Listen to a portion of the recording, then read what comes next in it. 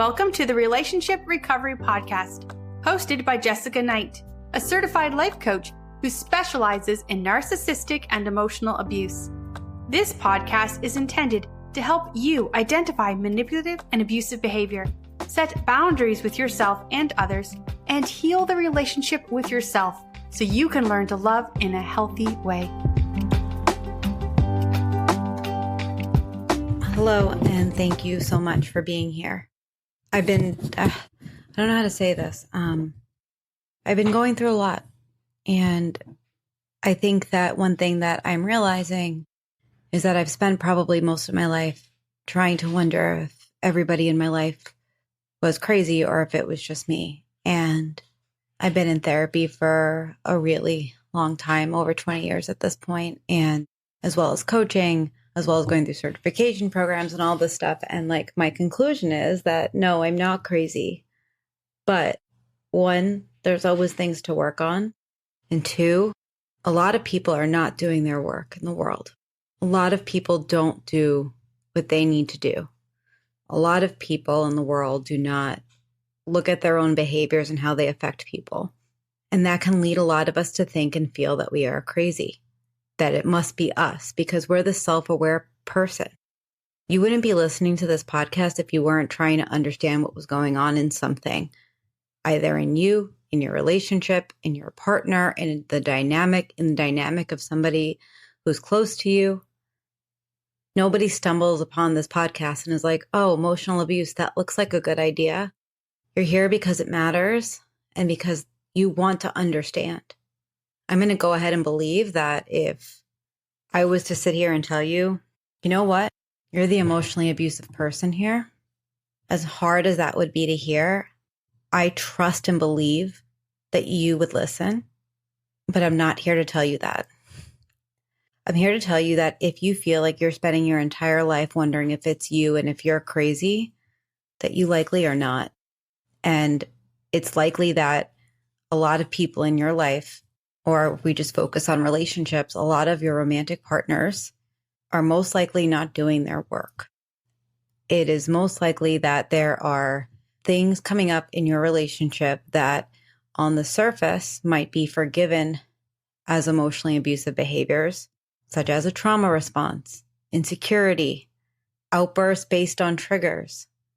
We are all still responsible for the impact we have, the boundaries that we set and that we respect, and the role that we have in relationships.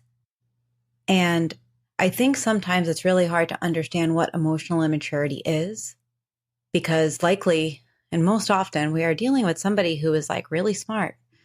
You know, like a lot of emotionally abusive people are in the legal field, law enforcement, like a lot of narcissists are doctors. Like a lot of these people you look at and you're like, oh, they're smart. They must be mature. That doesn't mean that they're emotionally mature. And some of the biggest warning signs that I see, especially in the beginning, are those that have to do with emotional immaturity, meaning like lack of boundaries and difficulty with conflict. I guess a very quick definition of emotional immaturity is when somebody can't recognize or control their emotions in an age-appropriate way, which can look like emotional outbursts. So they might react quickly to a trigger without actually thinking about it. You know, an example of this might be like, so say you guys are bantering and you say a joke, and instead of going, ooh, that one hurt, please don't say that, they react to it. And even if they react, because I've definitely been guilty of reacting and being like, oh my God, that wasn't funny. Why would you say that? I then have the ability to take a step back and say, I'm sorry, I really reacted about that, and here's why. They get right to the blame game. They're mad. You need to then make them feel better. It also manifests in lack of self-awareness, meaning that they're not aware of how they show up. Very often, they might say something like, well, I didn't intend that. Doesn't mean that their impact wasn't harmful, that the impact wasn't huge. Intention means nothing if the impact of what's going on is killing you.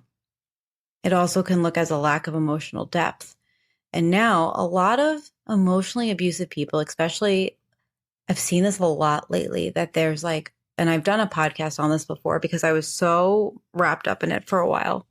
There's like this irrational abuser that can come through and they seem like they have a lot of emotional depth. They want to have conversations. They are advocating for their feelings, but it only goes so far as they are able to express what their needs are.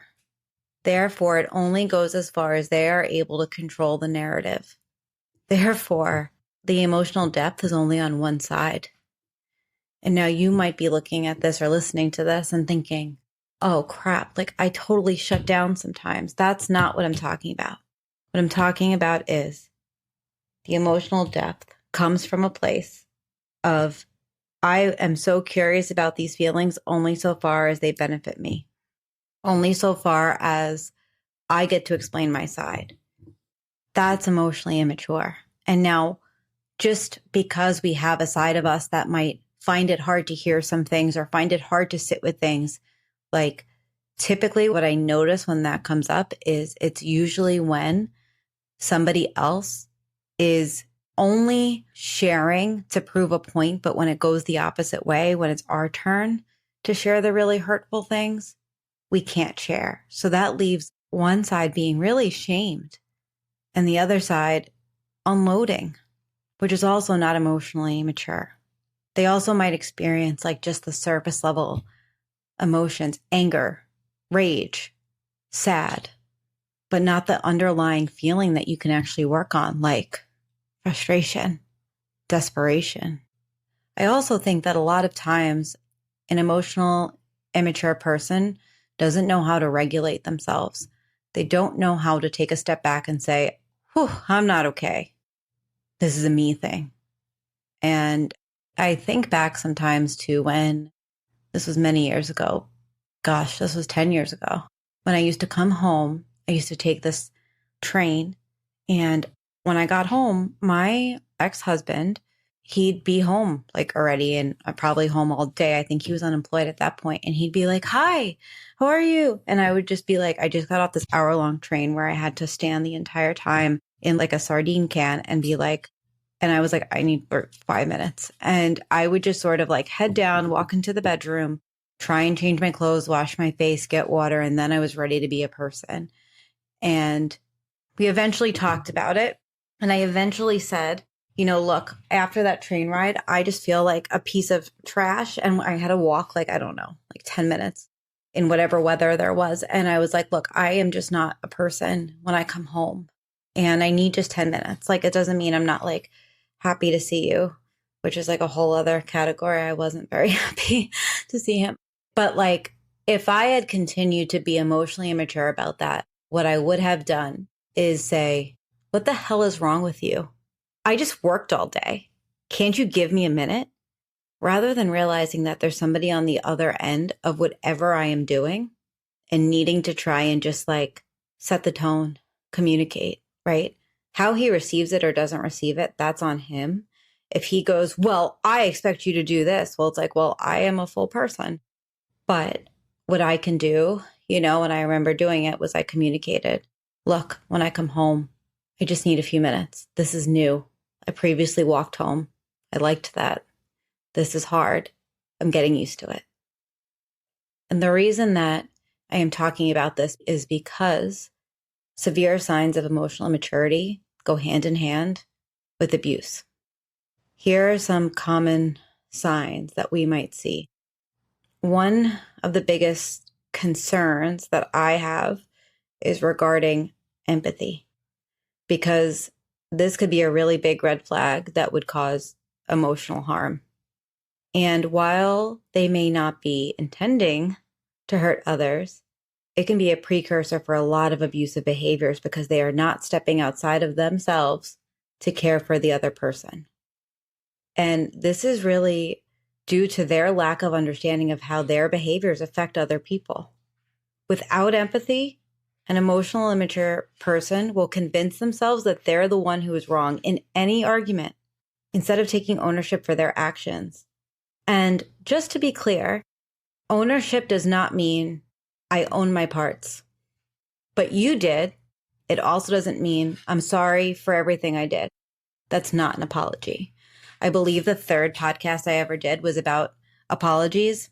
I'm sorry for everything is the worst apology that I've ever heard, and I never want to hear it again. An apology is when you take ownership of your actions. And what I'm talking about here is that they don't take ownership of their actions. Ownership of your actions is taking ownership of your actions. It's hearing that the other person has a feeling, a thought, that they're hurt, and listening, owning your part. Here's an example. Recently, this example came up with one of my clients, and I'm going to paraphrase it just to keep their privacy, but it was like, I own my parts, but you, and then went down the line. You did this, you did this, you did this. You've been doing this all week, and you've been doing that. And then she's like, no, I haven't. What are you talking about? Like, and she's, my client is the female, and she's stepping back and thinking like, what did I do? And in our session, we take a step back and we look at, well, what was going on? And she's like, it was a normal freaking week. I have no idea. And we go through like this and this and this. And she's actually telling me all these things that happened that she never even communicated to him because he was not in a place to hear it. She was like, he was sick. And then he had like this reaction to this medication. But then there was this snow day, and I really couldn't get over to his house because I had to work all day and I had my kid home. And like, she's going down this, down everything that happened. And I'm starting to have all this empathy for like how hard things sounded like they were for her. And her way of handling it was holding space for him. But she was really honest that she couldn't meet his needs. She even shared a few texts where she told him that, like, I'm really sorry. I'm really sorry you're not feeling well. I can drop off a COVID test. Is there anything that you want me to order you from Instacart? I am slammed today, or whatever was going on. And this caused the biggest fight. And in any of the repair conversations they were having, he was saying, I own my part, but you, I own my part, but you, I own my part, but you. And she's just taking a step back and like probably defending herself. But when we spoke about it, what I called out to her was, this sounds like all he wanted was to be right. And she was like, yeah. And she was like, but if he is, and if I give in to that, then every time that this pattern comes up, it will be about how I didn't meet his needs. And I was like, exactly. And so she pushed for a conversation that would be like, look, I want to hear your parts. I want to hear your parts. I don't know that I could have shown up differently for you, but if I could have, I want to understand. But I'd also like you to understand what was going on for me and how I felt stuck here. Because I had stuff going on too. And he refused to listen because the empathy was one-sided. He thinks he's an empathetic person, but he's not.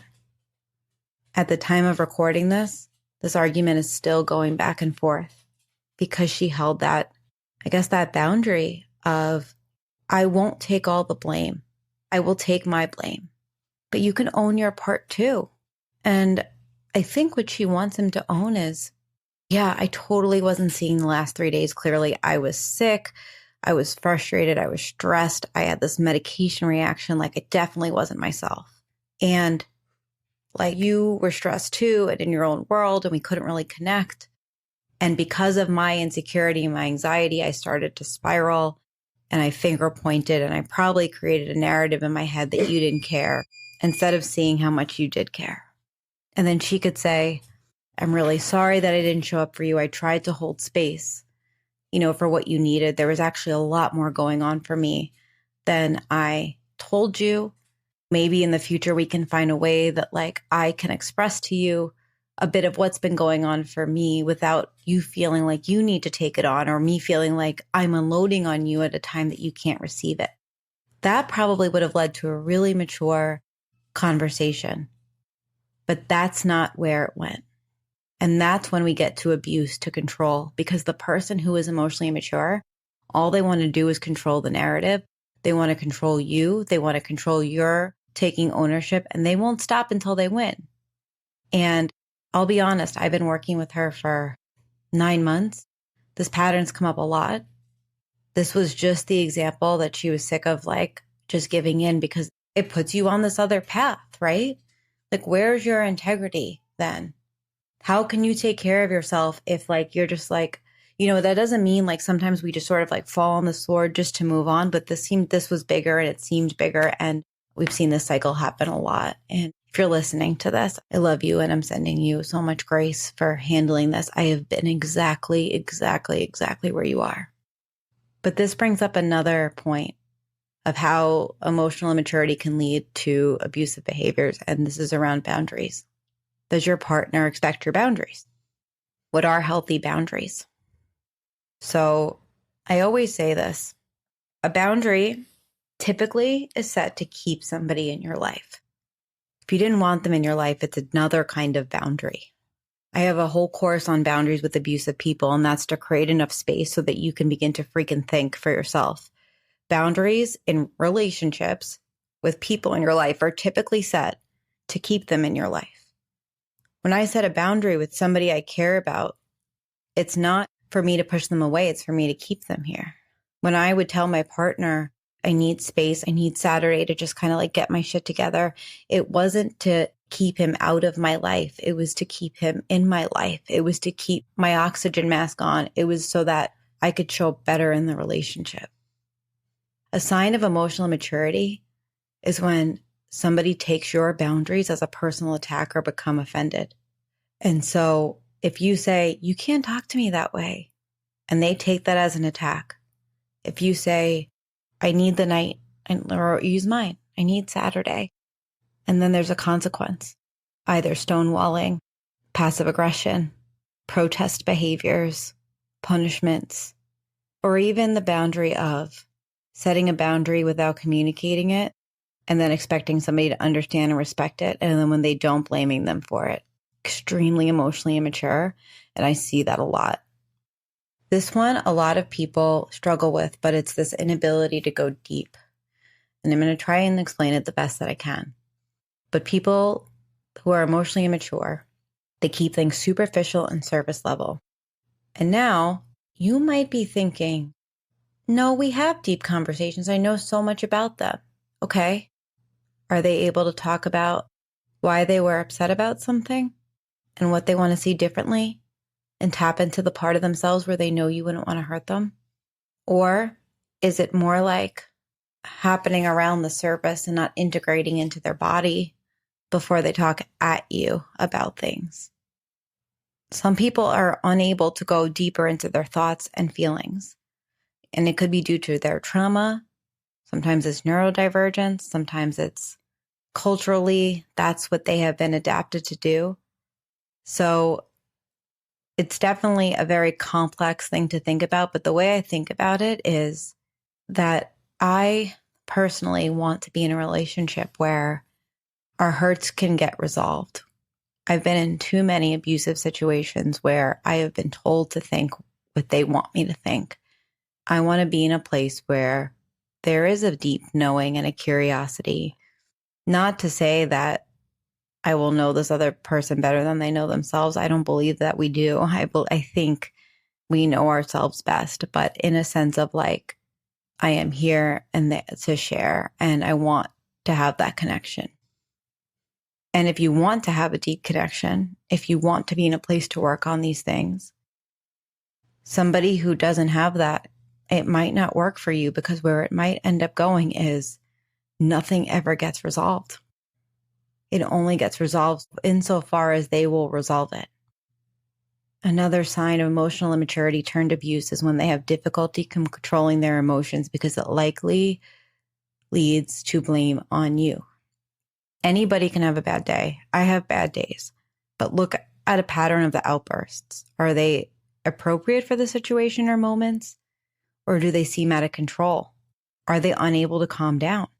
Are they unable to acknowledge that it has nothing to do with you most of the time? Or is it finger pointing? Is it reactive?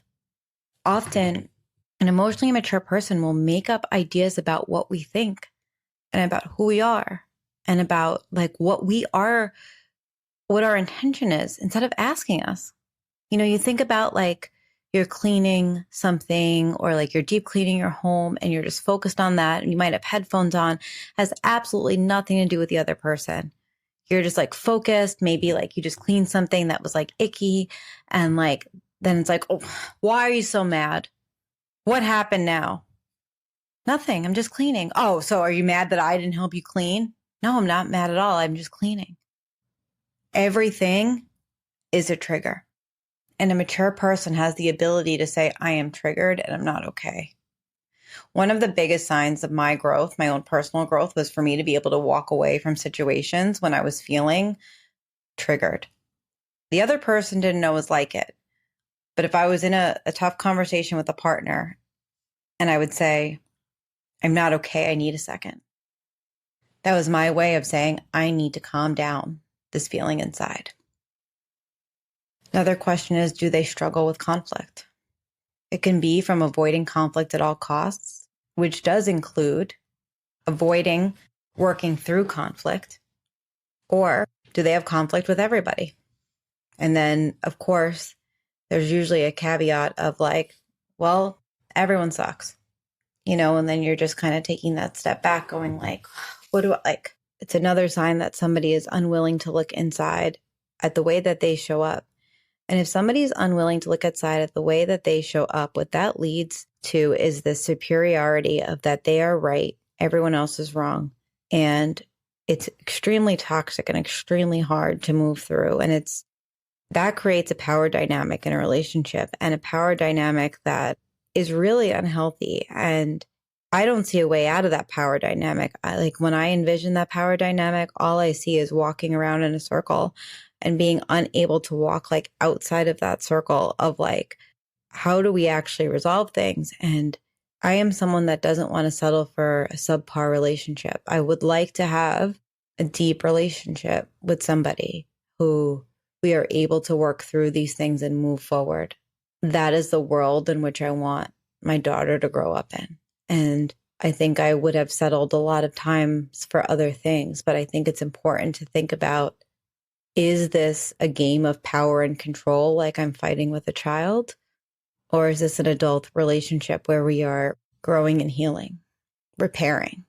I want to say that if the emotional immaturity moments are moments, if they are these like small things, if the person reflects on it and they're able to move through it, that is different than this being a pattern of behavior.